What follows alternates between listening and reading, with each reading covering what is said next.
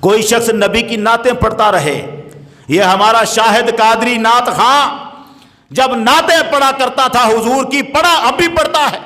اور اب تو ظالم وہ لوگ ہیں جو اسے بلا کے پڑھواتے ہیں نعت.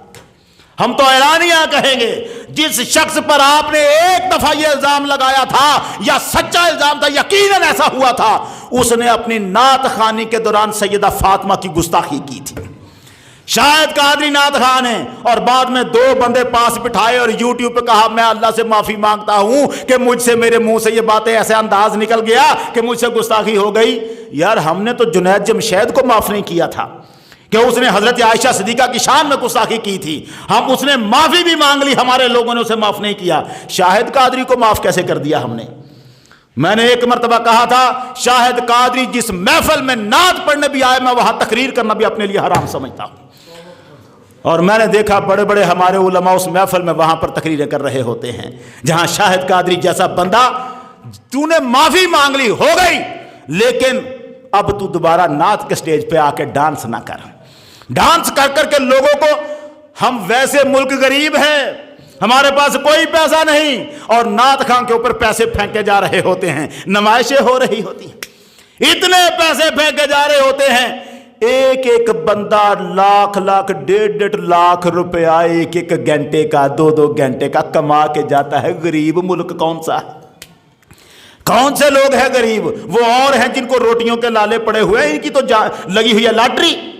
یہ نعت خواہ نہیں، یہ کسائی ہے دین کے، یہ دین کے کسائی ہیں جو دین کو کاٹ کے کھا گئے، جو جو دل میں آتا ہے پڑھ پڑھ کے لوگوں کو سناتے رہتے ہیں. ان پر فتوے لگ گئے ہوئے ہیں لیکن یہ باز نہیں آتے. اللہ تعالی ہمیں ایسے نعت خواہوں سے جنہوں نے اپنا پیشہ نعتوں کو بنا کر پتہ نہیں کیا کیا ہمیں سکھا رہے ہیں. جب تک آپ نعت کی محفل میں بیٹھے رہیں گے نا، وہ مفتی محمد خان قادری صاحب لاہور میں عالم تھے، اللہ ان کو غریق رحمت کرے، کہنے لگے میں ایک محفل میں گیا تھا، نعت خان نے نعتیں پڑھی، یوں لگا جتنے بھی لوگ یہاں بیٹھے ہیں سارے بخشے ہی گئے ہیں. اور پھر جب مجھے انہوں نے مائک دیا، مفتی محمد خان قادری صاحب کہتے ہیں، تو کہتے ہیں میں نے لوگوں سے کہا کہ دیکھیں آپ کے لیے تو بخشش بڑی آسان ہے، آپ تو یہاں آدھا گھنٹہ نعت میں بیٹھے ہیں اور نعت خان نے سب کو بخشوا دیا ہے، محمد سب کو لے کے جنت میں چلے گئے ہیں. ویسے میں آپ کو ایک بات سناتا ہوں. مفتی صاحب کہتے ہیں میں نے مجمع میں سنائی، میں نے کہا میں آپ کو ایک بات سناتا ہوں. عمر فاروق رضی اللہ تعالیٰ عنہ کی وفات ہو گئی، 1 سال گزرنے کے بعد اپنے بیٹے کو خواب میں ملے. بیٹے نے پوچھا ابا جان اتنے عرصے بعد مل رہے ہیں؟ کہنے لگے حساب سے آج جان چھوٹی ہے میری.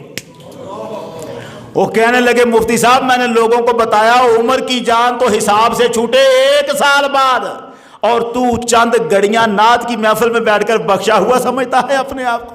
ان نعت خواہوں نے ہمارے بیڑے گرک کر کے رکھ دیے ہیں. میں اب یہ بات نہیں روک سکتا. اہل حدیث نمازی زیادہ ہو سکتے ہیں، دیوبندی نمازی زیادہ ہو سکتے ہیں، بد عملی زیادہ آئی ہے تو ہم سنیوں میں آئی ہے. ہمارے پاس نماز کی کمی، ہمارے پاس دیانت کی کمی، سچ کی کمی کہاں سے آئی؟ ہمیں بخشوانے والے بڑے آگے ہیں نا، آگے جنہوں نے ہمیں ہر وقت بخشش کے پروانے پکڑے ہوئے ہیں، انہوں نے بتا دیا ہے کچھ کرنے کی ضرورت نہیں، یہ ساری پریکٹسیں ہیں، رسمیں ہیں، بس اللہ نے بخش دینا ہے. قرآن کا بھی مذاق ہے، دین کا بھی مذاق ہے. اللہ تعالی ہمیں پناہ عطا فرمائے اور ہمیں دین محمدی کو سمجھ کر اس پہ عمل کرنے کی توفیق عطا فرمائے.